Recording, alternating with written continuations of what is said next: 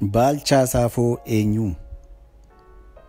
Baalchaa jechuun goota randa cabsu kan tuqamuun biyyaa isa dallansiisu. Akkuma beekamu Xaaliyaaniin gartee biyya keenya kana allama weerarte. Baalchaanis maarree tokko duuleen dhiifne umriin gadi qabdee dulloomeellee hin ciisne. Loltoota isaa yaasee yeroo lachuu duulee reeffa Xaaliyaaniin walirra isaan tuule. Marfii dhukaasuudhaan eenyu Baalchaa caalaa? Kobaasaa gangalchee diinota haleelaa. Diinaa naasuun qabu akaa'ee hunkuree jedhameefaa firaa alagaadhaan sirbameefii ture.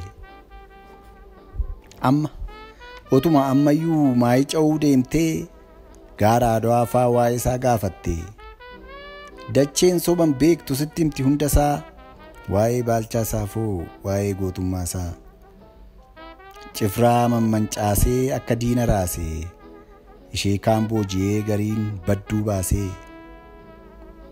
loltuu Xaaliyaaniin kan biyya weerarte akka inni biyya keessaa yaase. Amma otuma ammayyuu naannoo Tigraay dhaqxe dirree Maqaleefaa waa'ee isaa gaafatte. Dacheen soban beektu sitti himti hundasaa waa'ee Baalchaa Saafoo waa'ee gootummaa isaa. Gaarri inni bahe lagni inni cehe achuma jira ammallee hunduu ragaa ta'e.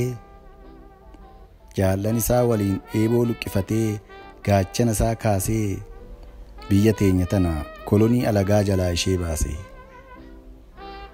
Egaa Baalchaa jechuun kana goota gaafa rakkinaa, goota gaafa dhiphinaa, injifataa dinqii, goota gaafa tiiqii.